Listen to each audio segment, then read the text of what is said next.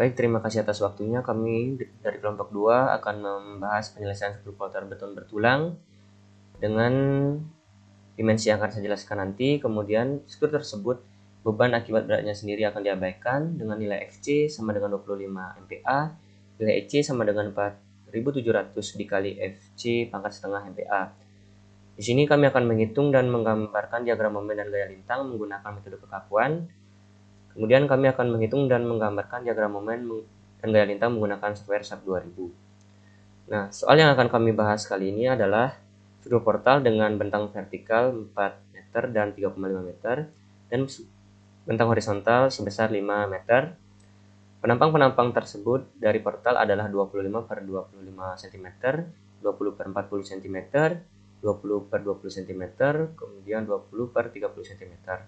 Nah, adapun beban merata yang dimiliki adalah Q1 sebesar 1000 Nm per meter, Q2 sebesar 850 Nm per meter, kemudian H1 sebesar 150 kN dan H2 sebesar 100 kN.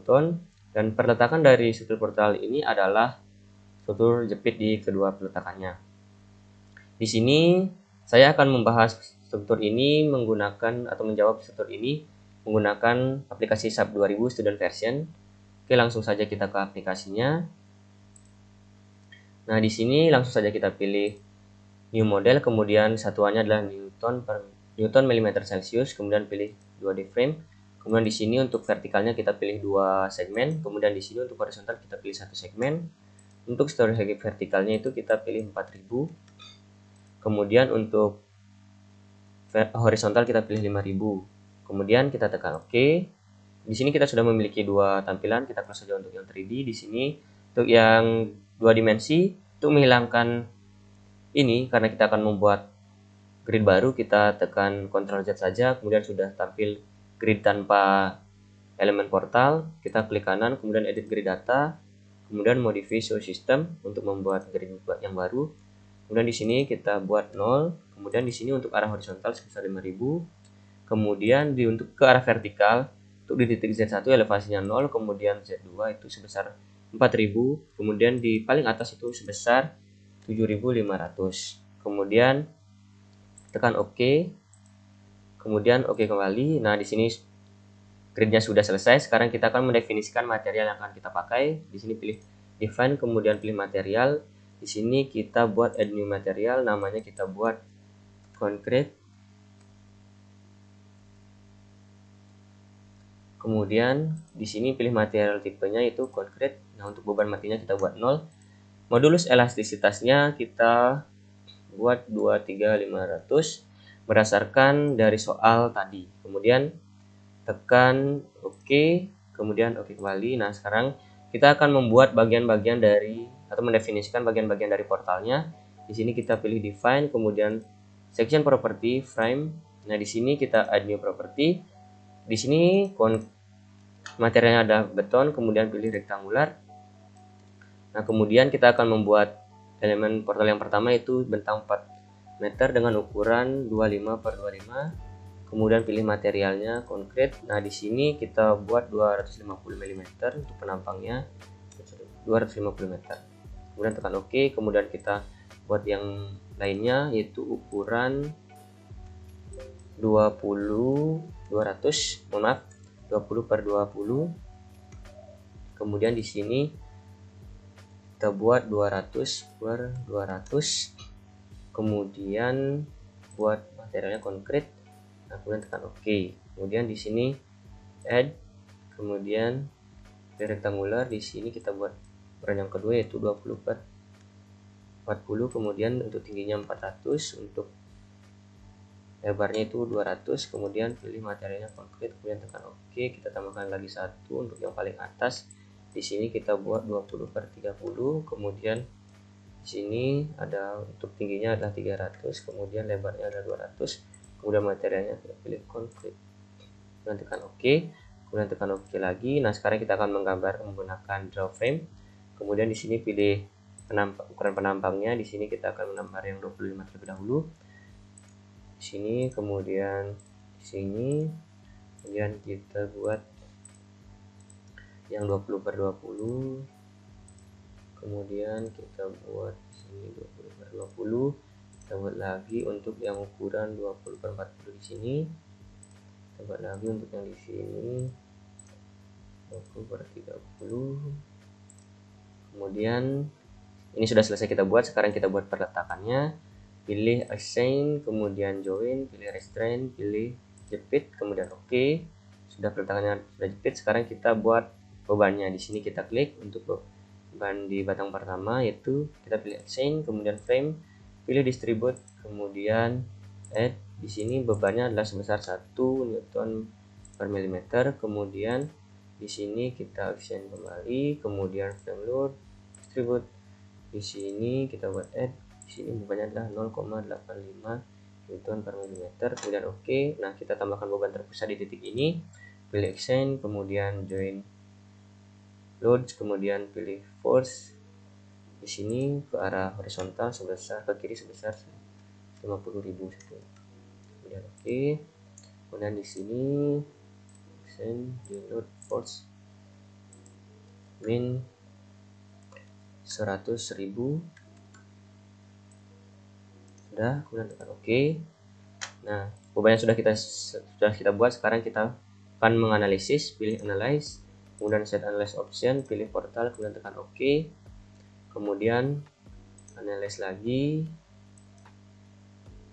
masih responding, kemudian pilih run analyze, kemudian di sini untuk modal kita do not run, kemudian run now. Kita tunggu.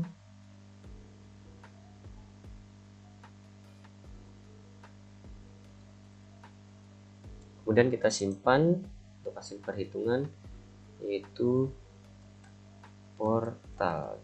Saya simpan di sini nama portal. Kemudian hasil hitungannya, untuk melihat bidang momennya atau grafik momennya, kita pilih frame tables, kemudian pilih momen 33. Nah, di sini sudah tampil grafik momennya sudah seperti ini. Kemudian untuk menampilkan gaya lintangnya sama seperti yang tadi langkah-langkahnya, frame atau cables. Kemudian di sini kita pilih shear 2 step 2, kemudian tekan oke. Nah, di sini sudah ditampilkan untuk gaya lintangnya. Oke, jadi itu perhitungan portal untuk menggunakan aplikasi SAP 2000 student version. Untuk perhitungan selanjutnya akan dijelaskan oleh teman saya. Terima kasih. Baik, selanjutnya kami akan mencoba menyelesaikan soal tersebut, namun dengan menggunakan aplikasi MATLAB.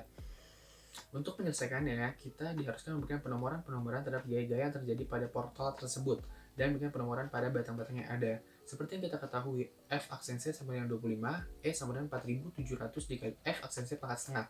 Berarti F aksen C pangkat setengah sama dengan 5. E berarti 4700 dikali 5 sama dengan 23.500 MPa. Selanjutnya kita diharuskan menghitung matriks kekakuan masing-masing elemen pada batang 1.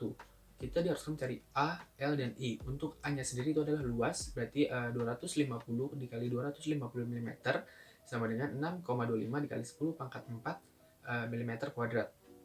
L-nya sendiri adalah 4 meter, I-nya 1/12 dikali 250 dikali 250 pangkat 3, berarti 3,255 dikali 10 pangkat 8 mm pangkat 4.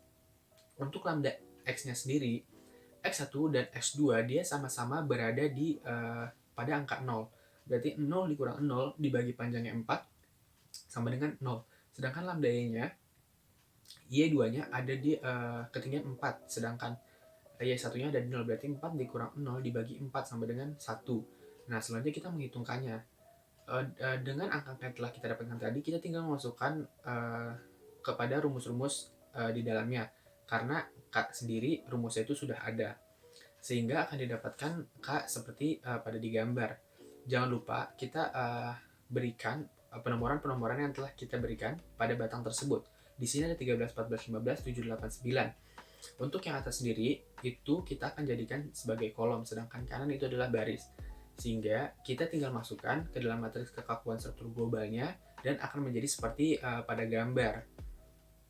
Selanjutnya batang 2, sama kita harus mencari A, I, dan L.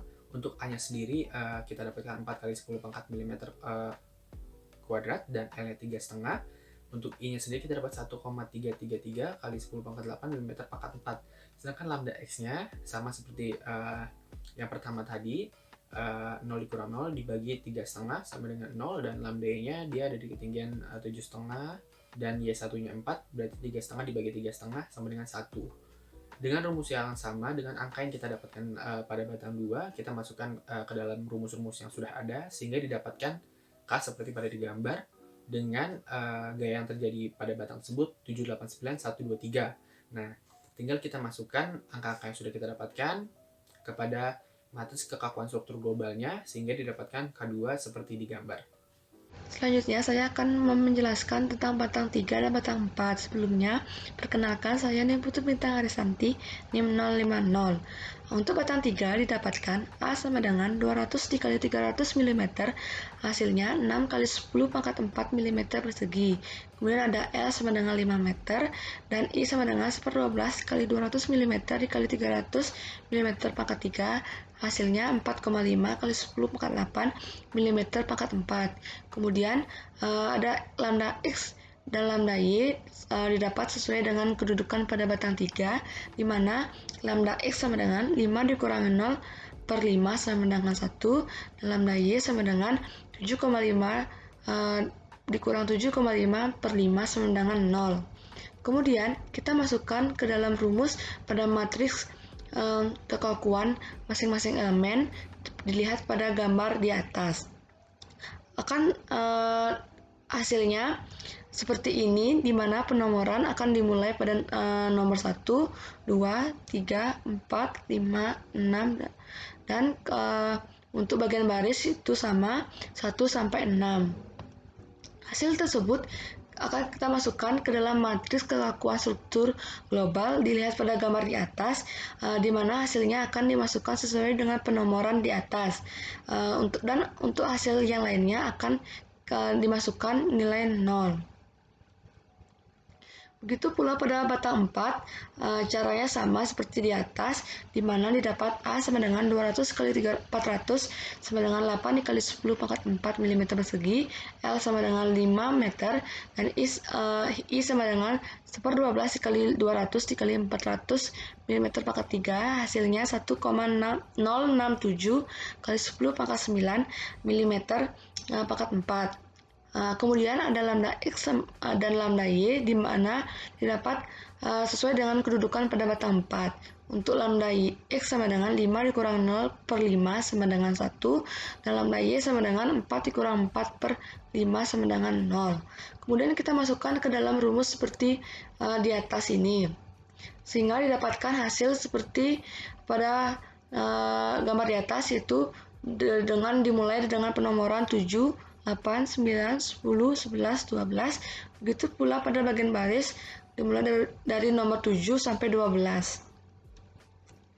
Nah, hasil tersebut akan kita masukkan ke dalam matriks kekakuan struktur global seperti di atas, di mana hasilnya akan dimasukkan sesuai dengan penomoran di atas. Dan untuk hasil yang lainnya akan kita masukkan dengan nilai 0. Sekian presentasi dari saya. Selanjutnya akan dibawakan oleh teman saya. Dan kemudian kita mencari matriks kekakuan pada batang 5. Yang pertama itu kita harus mencari luasnya atau A. A sama dengan 200 mm dikali 200 mm sama dengan 4 dikali 10 pangkat 4 mm pangkat 2. Dan kemudian panjangnya 3,5 meter, dan I sama dengan 1/12 dikali 200 mm dikali 200 mm pangkat 3 sama dengan 1,333 dikali 10 pangkat 8 mm pangkat 4. Kemudian lambda X-nya X2 dikurang X1 per panjangnya, X2 nya 0, X1 nya 0, panjangnya 3,5 sama dengan hasilnya 0. Kemudian lambda Y, Y2 dikurang Y1 per 3,5 sama dengan minus 1. Kemudian angka yang sudah kita dapat tadi kita masukin ke dalam rumus K yang ada pada gambar, dan kemudian kita dapat hasil K, dan kita harus memberi penomoran gaya pada matriks tersebut. Dan selanjutnya kita akan mendapat hasil matriks kekakuan struktur global K5 seperti yang ada pada gambar ini. Selanjutnya kita akan mencari matriks kekakuan pada batang 6.